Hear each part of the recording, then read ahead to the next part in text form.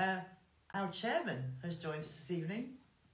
He's going to ask the questions because you guys have seen far too much of me over the last couple of weeks. So, tonight we are going to invite our new ambassador, Lewis Carrier. So, bear with us whilst we... hello, Chantel. Whilst we just go find him and see if he's ready to join us. Lewis has joined, but Lewis, have you accepted? Oh, hello, young man. Oh, good evening. How are you? Very well, thank you. How are you? Very well, thank you. Very well, very well. I see your mum's popped up. It's a family show. We like that. We like that. Oh my God, we've got lots of people popping up. Anyway, this is my husband, David. Hi. He's Nice. our chairman. And he's going to lead the questions because everybody's probably sick of listening to me. But I'll be here. I think he wants me to share them. So he's off with question 1. Well, welcome to. I know it's not the first time you've spoken to Debbie and a couple of the guys from FE, but you know it's the first time I've spoken to you, obviously. So you know, from me as a chairman, very much welcome and great to have you on board as part of the FE team. And you know, talking to Debbie and the other guys and girls, we're really excited about what you can bring. And your following and everything else with FE and supporting us. So thank you very much. This is the first start I can say. Well, thank you very much. It's a privilege to be on. Thank you. Okay, so I've got some questions here, not written by me. So don't blame me if they're poor questions. You can blame this one. Okay, so for those who don't know or haven't heard about you, just tell us a little bit about yourself. So my name is Lewis Carrier. I am 23 years old and I'm an under 25 Grand Prix dressage rider. I've competed at 2 European Championships, one at young rider level, and one last year in Hungary for under 25 Grand Prix. I'm currently based in Norfolk, which is where I'm based and where my horses are. But yeah, that's about me really. That's about you. That's quite a lot packed in for a young guy. Well, compared to me, you're a young whippersnapper. So that's absolutely fantastic for what you've achieved so far. Can I ask a question on the back of that one? Of course. Is it not scary getting all those wonderful responsibilities to go off and do what you've done? Because that's pretty amazing. It is a little bit, but. I mean, there's a lot of other riders that have done quite a lot more as well. And I think as the years have gone on, I've seen so many young people and I'm constantly looking at them and seeing how well they're doing. And I'm thinking, gosh, I need to keep pushing myself to be better because there are so many other people coming up quickly and people my age that are doing so well. So I think we're constantly pushing each other and the sport, everyone's doing better. The sport has grown massively over the years. So I think you're from a non-horsey background, so the sheer fact that you've achieved what you've achieved at your age, not being from say like a massive horsey family, it's pretty amazing stuff. Yeah, I think thank you. I think everyone that wants to do something well, I think if they've got the motivation and they've got the drive, I think you can do anything. And I think, I don't think you need to. A lot of people in the equine industry, especially now, are coming from non-horsey backgrounds and they're doing so well. So I don't think that's a major thing anymore, which is brilliant. I think people are coming from all over the place. Oh, it's amazing. And you kind of touched on something about the support network that you have as well. Can you talk a little bit more about, obviously it's you're the person, you're the face of going forward and everything else as a competitor, but there's such a massive support team in the background, in the scenes. Yeah, massively. What supports you and drives you? Well, with the support team, I mean, in our sport anyway, because obviously being me, the rider, and the horse, you have to have almost 2 teams working together. So the support team is massive. So physios, vets. I mean, I'm lucky to be a part of the British Equestrian World Class Programme, and the support we get from them is fantastic, and I have been for the last 2 years. I mean, we get support through lottery funding, which is fantastic, which is one of the main reasons why I'm able to set up on my own at home and pursue it professionally, and not have to work for someone else, and I can work for myself, trying to bring on quality horses into the sport. But I have a groom that works for me. She's fantastic. I mean, my parents have been amazing. I'm lucky enough to have owners now and sponsors, which are absolutely fantastic. But yeah, you cannot have enough people in your life, especially in this sport. But I think any professional, there's always a massive support team behind you. Yeah, exactly. And, you know, the big part of it, unfortunately, especially to anything to do with equine, is funding, because it's not a cheap sport to keep going.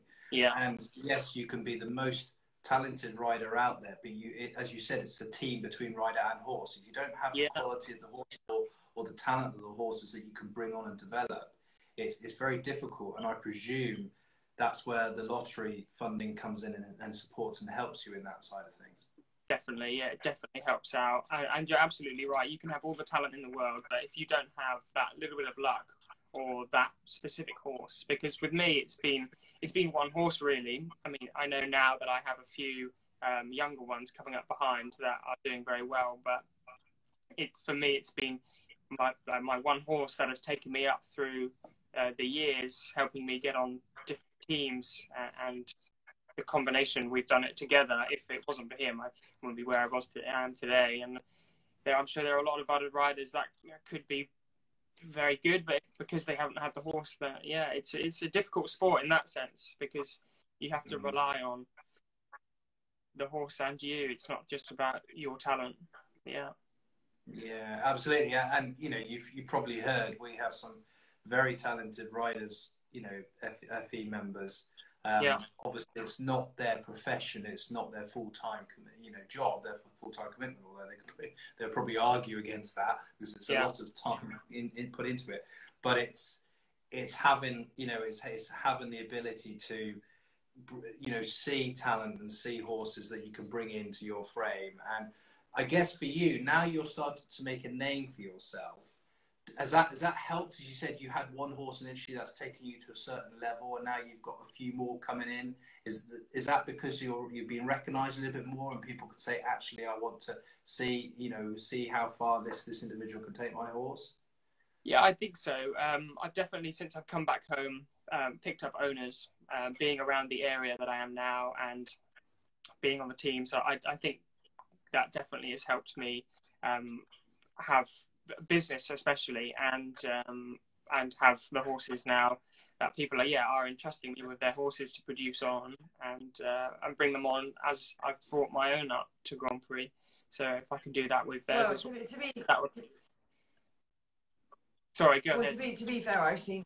No, it's all right. I was going to say, to be fair, I've seen some of your videos on your Facebook, and you make it look so easy, and it's just like, wow. It's just, it's very good. You should be very proud of yourself. Oh, thank you very much. But a lot of the time, you have to have the right horse. A lot of the horses aren't always perfect for top level sport.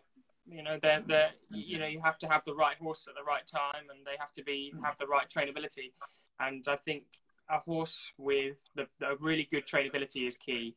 You know, you can have a horse that moves unbelievably or has all the talent in the world, but if they're not trainable and you can't work with them as a person, then trying to train them up through the levels, through the years, is very difficult. So you can take a very ordinary horse with a fantastic brain and a fantastic trainability, and you can take them up through the levels and make them a top quality horse. Definitely. Well, I mean, it's, by the sounds of it, even during lockdown, you know, professional sports people is still a full-time thing. And I know the government have helped by allowing elite sports people to crack on as much as they can in whatever normal is in the normal environment. How have you found COVID, and have you found it a good thing because you've got more time to focus on things and less travel and competitions, or has it been a bit of an obstacle for you? Yeah, it's been a little bit of a roller coaster, which I'm sure it has been for everyone. being in and out of 3 different lockdowns. I mean, when it first hit at the beginning of the year, I was actually at an international competition in the UK, but it was an international competition when the lockdown hit, and luckily we were able to finish our competing, and then we came home and that was it. So at the beginning it was quite nice. It was a bit of a break, sort of stop and think about everything, not have to worry about competitions, and almost have a little bit of a holiday, take a back seat. The horses could relax a bit. You can sort of think about other things or think about what you're going to try and do for the year. But then I think as the year went on, we were really itching to do something, competing wise especially. You're there at home, training away, wanting to go out and show what you've been training for. And luckily, I was one of the very few to actually be able to go and compete. So I went over to Hungary at the end of last year, in September last year, just at the end of summer, which was a real big trek. But we wanted to do it because we wanted to show something for 2020. I didn't want to have to sort of go through the whole year not really doing anything. So yeah, we went over to Hungary to the Europeans and had a really great show. We were over there for almost 2 weeks and then came back. And then at the beginning of this year, it's obviously been quite difficult again, having then sort of locked down again at the end of last year, coming into this year. But it's looking more positive now. But you've just tried to make a new normal, do as much as you can training-wise. I mean, it's been brilliant for the younger horses. They've had this time at home. I've been able to have as much time with them to train them on up through the levels. There was an Instagram live from one of the top riders the other day, and he made a really good comment, which I completely agree with, is that with the young horses, when you're not worrying about competing, you know, you're not having to worry about a specific level that they have to work at. So you can train through the whole spectrum up to Grand Prix with the younger ones and train them so quickly on because they're not having to worry about competing at a certain level. So it's nice for them because they can just keep on training without any breaks, which is nice.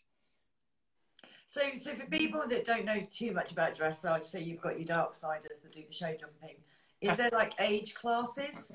Because I think that's what the show jumpers have maybe been quite disappointed with. Obviously, it's nobody's fault with COVID. They've missed the age classes. Is that the same within dressage?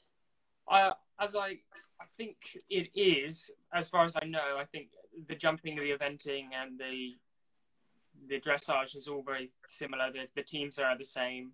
So we have the ponies, juniors, young riders, and then under 25s. So I think it is the same. But yeah, I think no one's really been able to do anything, unfortunately. It looks like the show jumpers at the beginning of this year have already been out, and you know, I've got a couple of friends that are already competing abroad. So the show jumpers are a little bit ahead of all of us. So they're definitely doing more than us dressage lot, but it's looking more positive now. Well, I know from talking to Steph, who introduced us, you know, we've got our associate champs, or we should do in September, and it's trying to get those qualifiers in. Yeah. But from what was said last week, hopefully things are looking up. And we all might get to go out and party, which is the way we all look at it, and see if we can qualify for some bits and pieces, which would be grand, or just to get out and just have a go and be in that sort of, you know, environment again, getting away from home, going down the road. Yeah, exactly. Yeah. So obviously we're hoping to, or we can see kind of the roadmap of us coming out of lockdown and everything else, and you know, the days are getting longer and the weather's changing for the better, and everything does look a bit more rosier. Yeah. But how does that look for you? You know, for the rest of this year and going into 2022, what have you got planned? For the young horses, getting them out to the age classes for them coming up this year, going up to sort of getting back into competition environment slowly. There will be a European Championships at the end of the year, and I'm aiming for that, and that'll be in Germany, so not quite as far a travel as we did last year all the way to Hungary. So I'm hoping for that. So with the horses, really just starting to ease them back into the competition environments, and then at the end of the year trying to aim for some major competitions, and then just carrying on that through into 2022, really. Yeah, I think that's how we're all looking. Yeah. Yeah, kind of taking a step at a time, I guess, really getting back. Well, that's it. Yeah, I mean, there's still a lot of dates and schedules from competitions still to come, but starting now to sort of plan for competitions to come. Oh, okay. And obviously, being for our members, our dressage riders out there, or people who are thinking, actually, I want to give dressage a bit of a go because I've always been a show jumper, or I've been a show jumper at whatever level for a couple of years, and I haven't quite got the bug yet, but I want to try a different discipline. Yeah. How would you sell dressage to someone? And how would how would you encourage, whether it's grassroots or the slightly older generation, how would you bring them into the sport? Yeah, well, I haven't always done dressage. When I was younger, I did a bit of everything, to be honest. I was in the pony club, so I did jumping, eventing, dressage, and it wasn't until about 16 that I decided that dressage is what I wanted to do professionally. And that's when we invested in the young dressage horse, which is now Diego, who I've had for a good amount of years. I don't know, like 7-8 years now.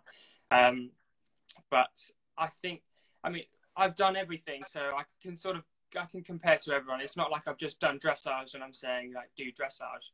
I find eventing, I loved eventing. I'm not one of those that is scared of jumping. I'm not a nervous rider, so I still jump the dressage horses now. They love it, and it's brilliant for them. We're not in we're not in the arena all the time, having to drill through the movements for the dressage all the time. So they've got a nice variety. But with dressage, I think you have to have more of a bond with the horse. It's so one-to-one. You have to really click. It's so precise.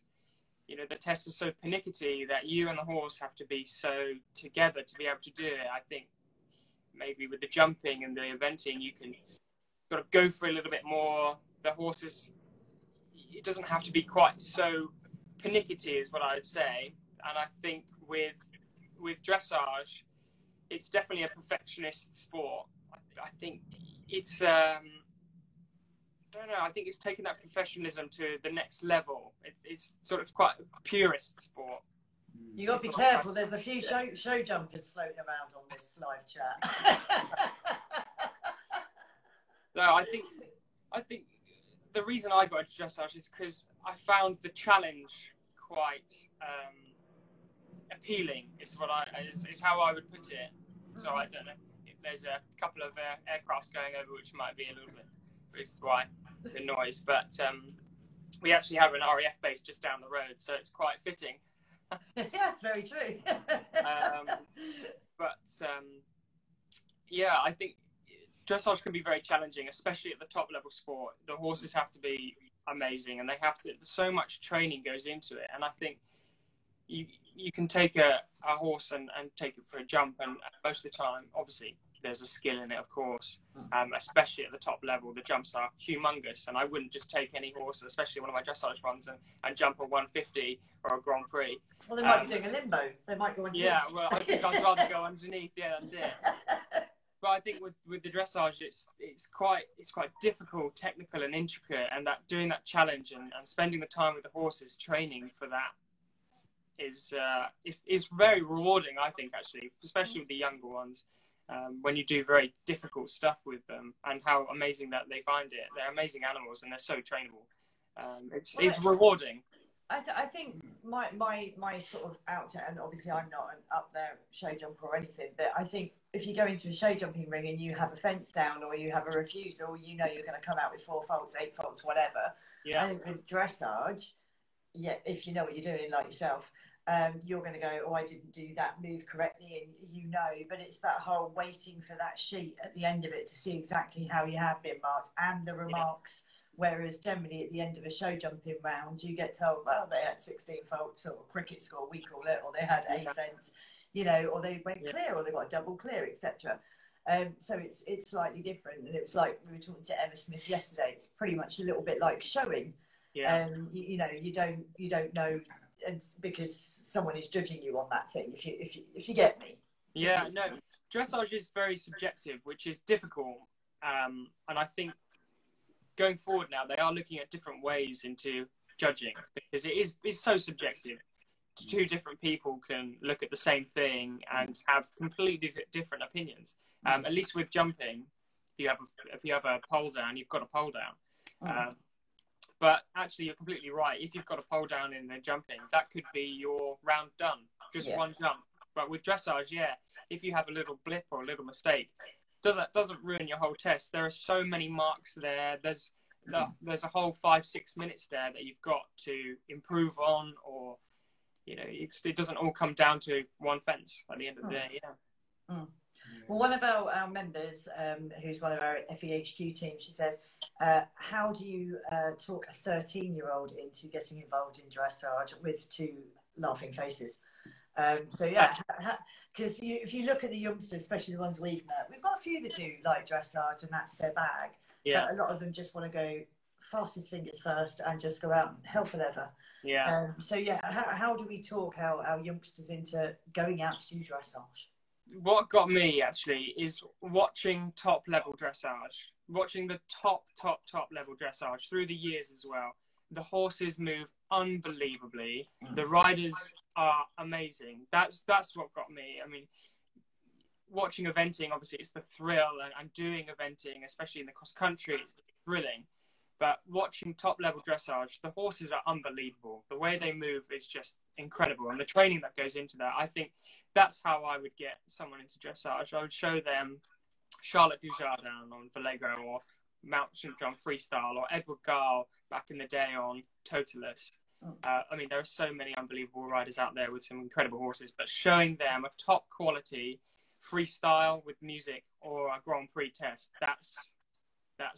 it's incredible to watch. And the power that these horses have, I mean, it's a completely different power to a horse galloping on a racetrack or a horse galloping on a cross country, but a horse doing an extended trot or a passage in a Grand Prix test is unbelievable.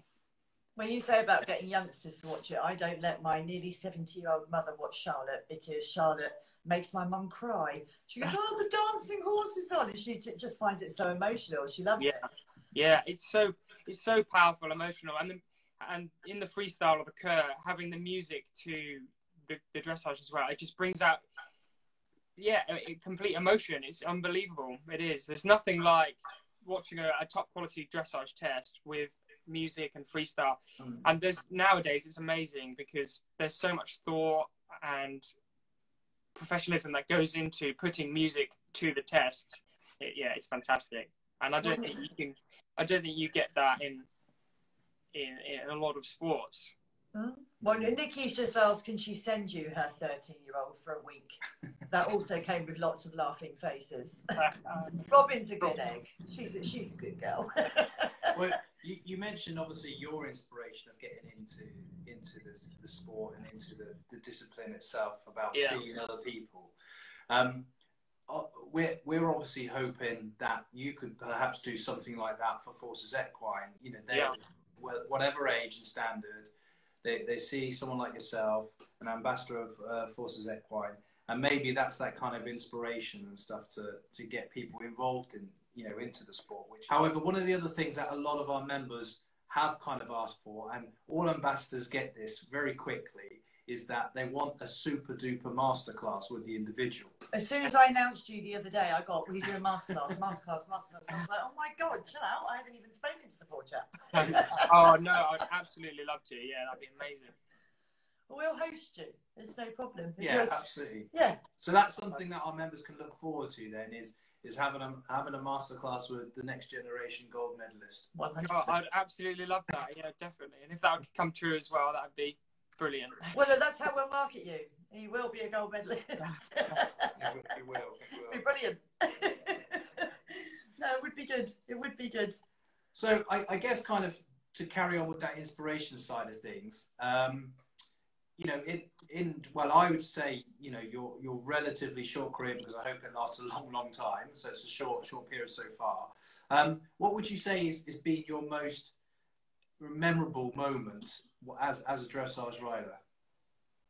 Most memorable is probably in my first couple of years of competing Diego, the horse that I have now actually, and competing him at his first major championship, which was it's called the Winter National Championships, and it's at Hartbury in Gloucestershire. And we hadn't done loads of competing. It was the first year that I was working for a professional Team GB rider who. Who are you working for? Dressage family. They're called the Albergs. I was working for Ferdy and Michael Alberg. Oh, okay, yeah.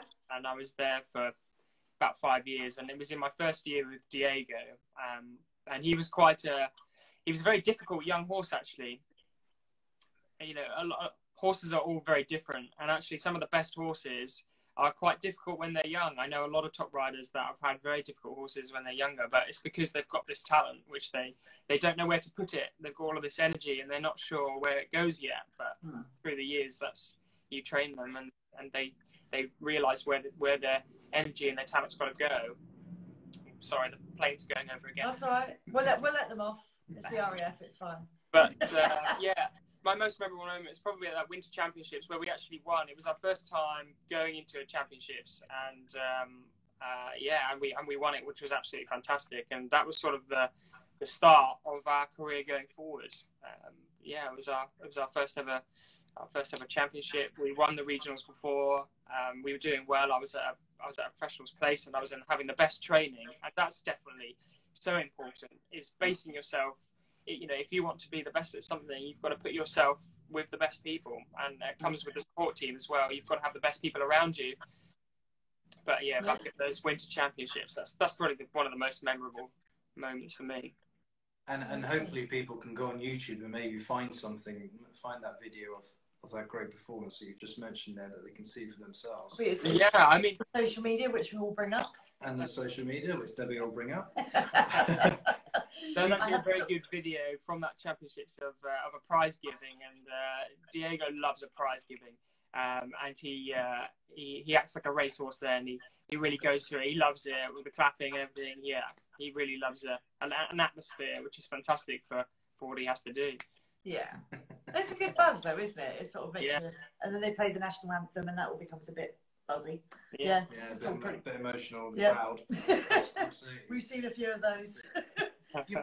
We've obviously spoken about the support network and the team in the background, and you mentioned your parents that are being good ambassadors for yourself, supporting you.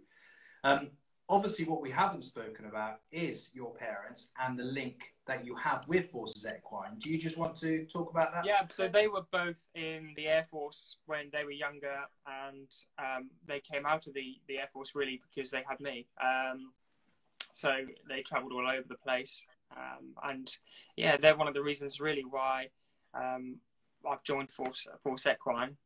But I think their military background they've put that through to me, which has helped. It kept me disciplined, keep me motivated, and it gives me that drive.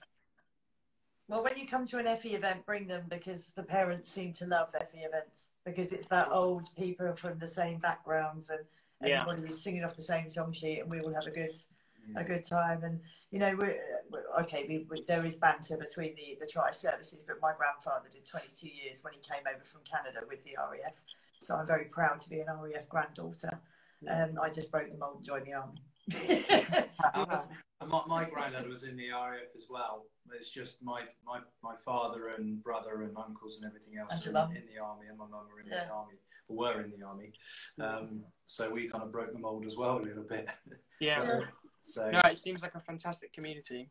Oh, they're good. They're a good bunch of people, and like even with the motor services, they're just brilliant. Just such down to earth people that just want to have good time with their horses. And like I say, we've got your lower ends that have been there, don't want to do it anymore, a bit like me, or people coming up through the ranks, our middle of the road, and we've got some top class people as well, which we're very proud of. But what blows me away is the way they manage their full-time careers and do this as well. And that's where I'm like, wow. But you'll meet them. But when you meet them, they're just like you. They're down to earth. Been there, done a good few great things. What Nikki's just come up. We are a crazy supportive family. I can't disagree with that. Yeah, we are. It is an organisation. It's professional, but exactly what Nikki's just said. We're very supportive, it's quite humbling to be part of it. That's brilliant, because that's what everyone needs, isn't it? Support. Because if we're all here in our own little bubbles, no one will be supporting anyone, and we all need to support each other with whatever we're doing, especially in what we're doing here. Yeah, no, 100%. Yeah, and especially after the year, you know, the majority of our members, as you know, are emergency services or armed forces. So, you know, the year that certainly the emergency services have done to keep the country ticking over has been absolutely fantastic. And I guess, in a way, it's maybe your opportunity and our other ambassadors' opportunity just to give maybe something back in the way that they can. Absolutely. Which we really look forward to. Well, yeah, because we got Joe Whitaker and Jeff Billington, they're ambassadors, but from the show jumping side, and they do clinics where they could. And, you know, they hadn't been able to go out and compete because it had been a nightmare year. But when you could, they did some clinics, and our guys loved it because it was something different because everybody's been stuck at home. But we're all hoping just to do our big show, which we, you know, BD, we do our associated champs with.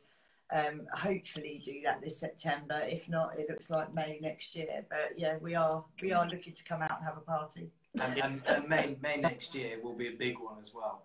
There'll be a big one. Obviously, it might be the first one that we get to do all together after the lockdown, but it will be a big one for a number of different reasons as well, which we're, you know, really excited about.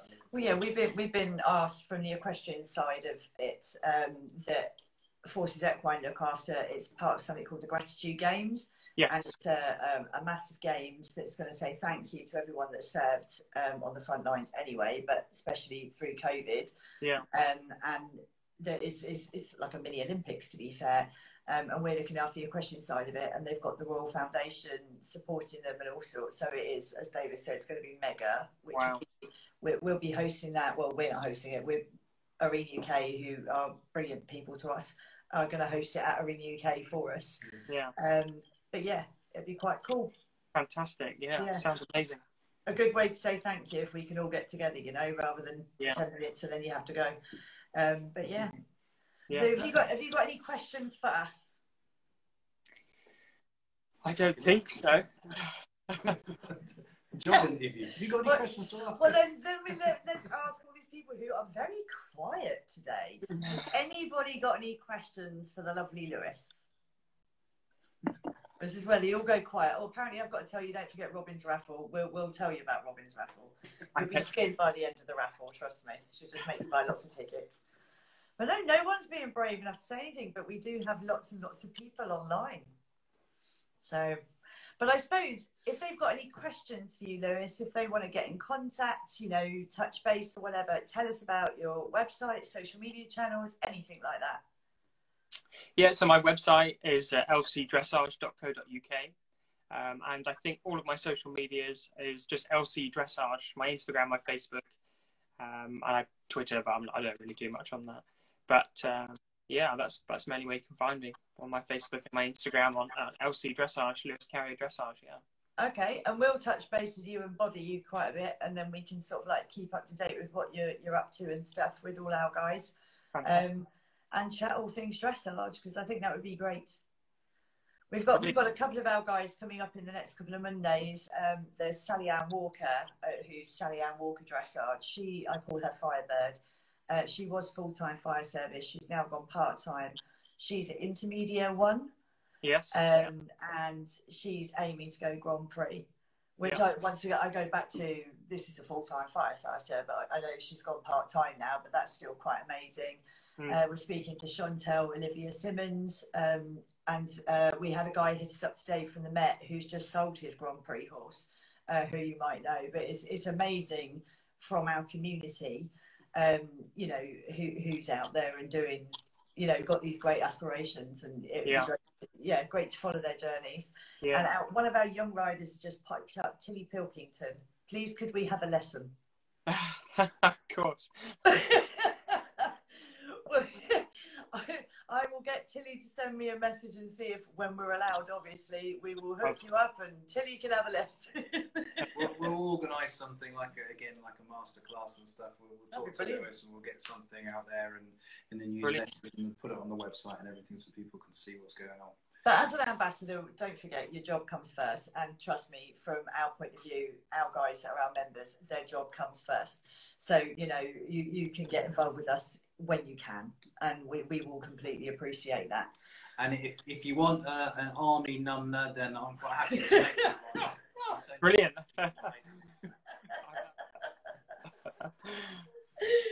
No, it's been I mean, I've watched.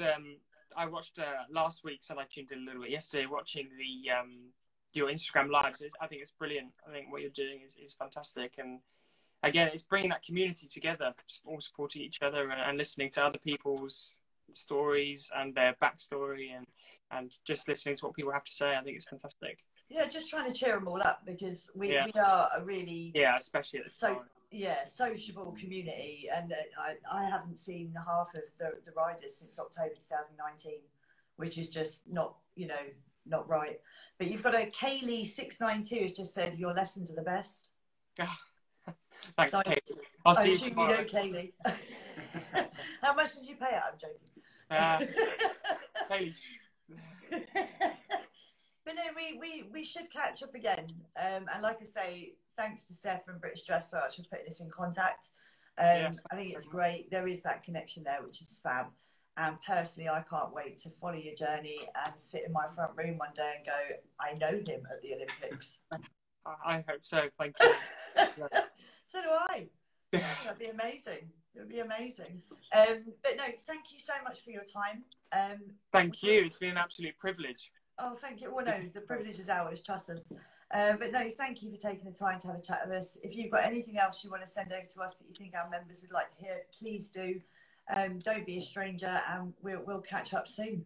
Fantastic. Thank you so much. Thank you for having me as an ambassador. I think it's amazing, and I'm privileged to be a part of it. Thank you very much, and we are as well. Thank you. Well, we very much look forward to the journey that we can share with you. 100%. Super. All right, will you take care? Thank you so much. Yeah, you too both. All right, take care, Lewis. See you later, Liz. Bye. See you later. Bye.